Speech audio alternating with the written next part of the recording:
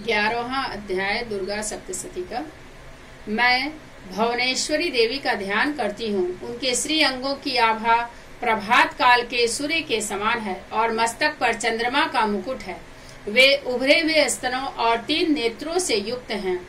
उनके मुख पर मुस्कान की छटा छाई रहती है और हाथों में वरद, अंकुश, पास और अभय मुद्रा शोभा पाते हैं। ऋषि कहते हैं, देवी के द्वारा वहां महादैत्यपति शुंभ के मारे जाने पर इंद्र आदि देवता अग्नि को आगे करके उन कात्यायनी देवी की स्तुति करने लगी।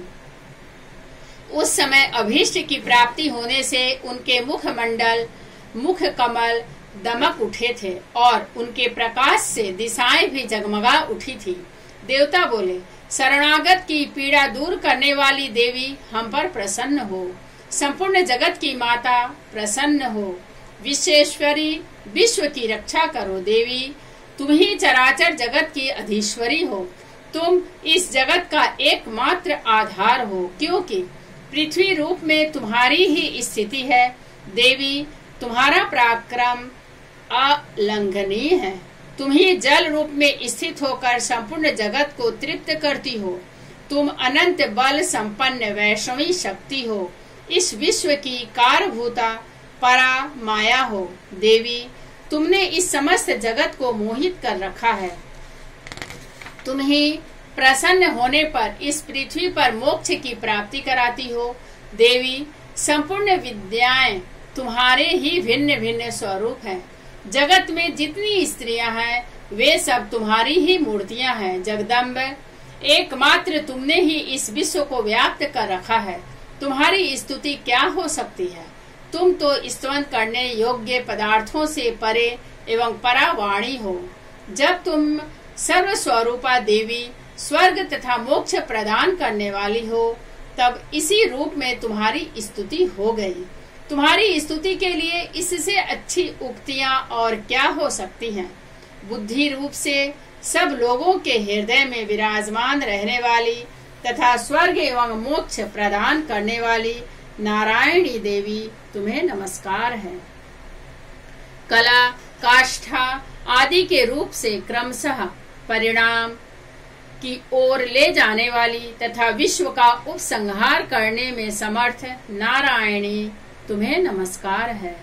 नारायणी, तुम सब प्रकार का मंगल प्रदान करने वाली मंगलमयी हो। कल्याणदायिनी शिवा हो। सब पुरुषार्थों को सिद्ध करने वाली शरणागत वत्सला, 3 नेत्रों वाली एवं गौरी हो। तुम्हें नमस्कार है। तुम सृष्टि, पालन और संहार की शक्तिभूता सनातनी देवी, गुणों का आधार तथा सर्व गुणमयी हो। नारायणी, तुम्हें नमस्कार है। शरण में आए हुए दीनों एवं पीड़ितों की रक्षा में संलग्न रहने वाली तथा सब की पीड़ा दूर करने वाली नारायणी देवी, तुम्हें नमस्कार है। नारायणी, तुम ब्रह्माणी का रूप धारण करके हंसों से जुते हुए विमान पर बैठती तथा कुश मिश्रित जल छिड़कती रहती हो। तुम्हें नमस्कार है। माहेश्वरी रूप से त्रिशूल, चंद्रमा एवं सर्प को धारण करने वाली तथा महान वृषभ की पीठ पर बैठने वाली नारायणी देवी, तुम्हें नमस्कार है। मोरों और मुर्गों से घिरी रहने वाली तथा महाशक्ति धारण करने वाली कौमारी रूप धारणी निष्पापे नारायणी, तुम्हें नमस्कार है। शंख, चक्र, गदा और सार्ग धनुष रूप उत्तम आयुधों को धारण करने वाली वैष्णवी शक्ति रूपा नारायणी, तुम प्रसन्न हो। तुम्हें नमस्कार है। हाथ में भयानक महाचक्र लिए और दाढ़ों पर धरती को उठाए वाराही रूप धारणी कल्याणमयी नारायणी, तुम्हें नमस्कार है। भयंकर नृसिंह रूप से दैत्यों के वध के लिए उद्योग करने वाली तथा त्रिभुवन की रक्षा में संलग्न रहने वाली नारायणी, तुम्हें नमस्कार है। मस्तक पर किरीट और हाथ में महावज्र धारण करने वाली सहस्त्र नेत्रों के कारण उद्दीप्त दिखाई देने वाली और वृत्रासुर के प्राणों का अपहरण करने वाली इंद्र शक्ति रूपा नारायणी देवी तुम्हें नमस्कार है। शिवदूती रूप से दैत्यों की महती सेना का संहार करने वाली, भयंकर रूप धारण तथा विकट गर्जना करने वाली नारायणी तुम्हें नमस्कार है। दाढ़ों के कारण विकराल मुख वाली मुंडमाला से विभूषित मुंड मर्दिनी चामुंडा रूप नारायणी तुम्हें नमस्कार है। लक्ष्मी, लज्जा, महा अविद्या रूपा नारायणी, पुष्टि, स्वधा, ध्रुवा, महारात्रि नारायणी तुम्हें नमस्कार है। मेधा, सरस्वती, वरा, श्रेष्ठा, ऐश्वर्य रूपा बाब्रवी भूरे रंग की अथवा पार्वती, तामसी, महाकाली, नियता, संयम परायणा तथा ईशा सबकी अधीश्वरी रूपिणी नारायणी तुम्हें नमस्कार है। सर्व स्वरूपा सर्वेश्वरी तथा सब प्रकार की शक्तियों से संपन्न दिव्य रूपा दुर्गे देवी, सब भयों से हमारी रक्षा करो, हम सभी की रक्षा करो, तुम्हें नमस्कार है। कात्यायनी, यह 3 लोचनों से विभूषित तुम्हारा सौम्य मुख सब प्रकार के भयों से हम सभी की रक्षा करे, तुम्हें नमस्कार है। भद्रकाली, ज्वालाओं के कारण विकराल प्रतीत होने वाली अत्यंत भयंकर और समस्त असुरों का संहार करने वाला तुम्हारा त्रिशूल भय से हमें बचाए, तुम्हें नमस्कार है। देवी, जो अपनी ध्वनि से संपूर्ण जगत को व्याप्त करके दैत्यों के तेज नष्ट किए देता है, वह तुम्हारा घंटा हम लोगों की पापों से उसी प्रकार रक्षा करे जैसे माता अपने पुत्रों की बुरे कर्मों से रक्षा करती है। चंडिके, तुम्हारे हाथों में सुशोभित खड्ग जो असुरों के रक्त और चर्बी से चर्चित है, हमारा हम सभी का मंगल करे।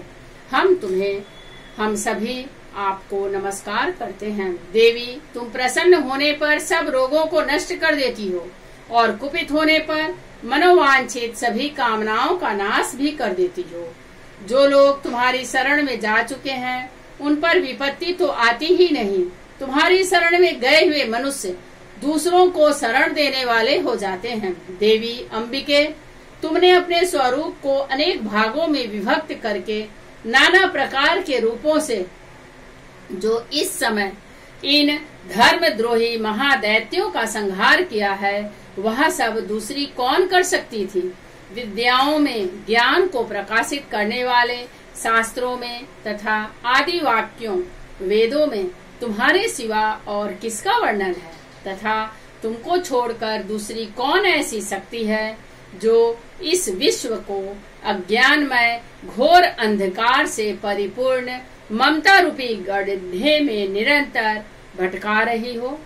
जहाँ राक्षस, जहाँ भयंकर विष वाले सर्प, जहाँ शत्रु, जहाँ लुटेरों की सेना और जहाँ दावानल हो, वहाँ तथा समुद्र के बीच में भी साथ रहकर तुम विश्व की रक्षा करती हो। विश्वेश्वरी, तुम विश्व का पालन करती हो, विश्व रूपा हो, इसलिए संपूर्ण विश्व को धारण करती हो।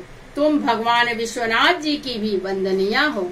जो लोग भक्ति पूर्वक तुम्हारे सामने मस्तक झुकाते हैं वे संपूर्ण विश्व को आश्रय देने वाले होते हैं। देवी प्रसन्न हो, जैसे इस समय असुरों का वध करके तुमने शीघ्र ही हमारी रक्षा की है, उसी प्रकार सदा हमें शत्रुओं के भय से बचाओ। संपूर्ण जगत का पाप नष्ट कर दो और उत्पात एवं पापों के फलस्वरूप प्राप्त होने वाले महामारी आदि बड़े बड़े उपद्रवों को शीघ्र दूर करो। विश्व की पीड़ा दूर करने वाली देवी, हम तुम्हारे चरणों पर पड़े हुए हैं, हम पर प्रसन्न हो। त्रिलोक निवासियों की पूजनीय परमेश्वरी, सब लोगों को वरदान दो। देवी बोली, देवताओं, मैं वर देने को तैयार हूँ। तुम्हारे मन में जिसकी इच्छा हो वह वर मांग लो। संसार के लिए उस उपकारक वर को मैं अवश्य दूंगी। देवता बोले, सर्वेश्वरी, तुम इसी प्रकार तीनों लोकों की समस्त बाधाओं को शांत करो और हमारे शत्रुओं का नाश करती रहो। देवी बोली, देवताओं, वैवस्वत मनवंतर के 28वें युग में शुंभ और निशुंभ नाम के 2 अन्य महादेव दैत्य उत्पन्न होंगे। तब मैं नंद गोप के घर में उनकी पत्नी यशोदा के घर से अवतीर्ण हो विंध्याचल में जाकर रहूंगी और उक्त दोनों असुरों का नाश करूंगी। फिर अत्यंत भयंकर रूप से पृथ्वी पर अवतार ले मैं वैप्रचित नाम वाले दानवों का वध करूंगी। उन भयंकर महादैत्यों को भक्षण करते समय मेरे दांत अनार के फूल की भांति लाल हो जाएंगे। तब स्वर्ग में देवता और मृत्यु लोक में मनुष्य सदा मेरी स्तुति करते हुए मुझे रक्त दंतिका कहेंगे। फिर जब पृथ्वी पर 100 वर्षों के लिए वर्षा रुक जाएगी और पानी का अभाव हो जाएगा, उस समय मुनियों के स्वन करने पर मैं पृथ्वी पर अयोनिजा रूप में प्रकट होऊंगी और 100 नेत्रों से मुनियों को देखूंगी। अतः मनुष्य शताक्षी इस नाम से मेरा कीर्तन करेंगे। देवताओं, उस समय मैं अपने शरीर से उत्पन्न हुए शाकों द्वारा समस्त संसार का भरण पोषण करूंगी।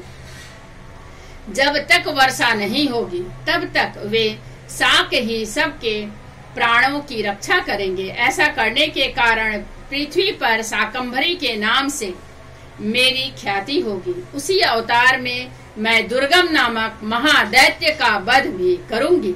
इससे मेरा नाम दुर्गा देवी के रूप से प्रसिद्ध होगा। यही आज हम सभी माँ दुर्गा की आराधना करते हैं। फिर मैं जब भीम रूप धारण करके मुनियों की रक्षा के लिए हिमालय पर रहने वाले राक्षसों का भक्षण करूंगी, उस समय सब मुनि भक्ति से नतमस्तक होकर मेरी स्तुति करेंगे। तब मेरा नाम भीमा देवी के रूप में विख्यात होगा।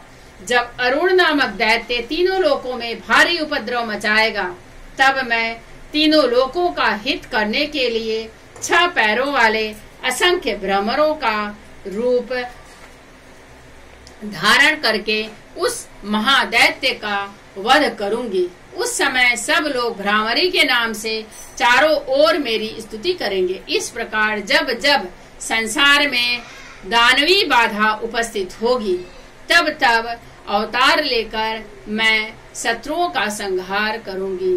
जय माँ दुर्गा। इस प्रकार श्री मार्कंडे पुराण में सार्वणिक मनवंतर की कथा के अंतर्गत देवी महात्म्य में देवी स्तुति नामक 11वां अध्याय पूरा हुआ। जय माँ दुर्गा।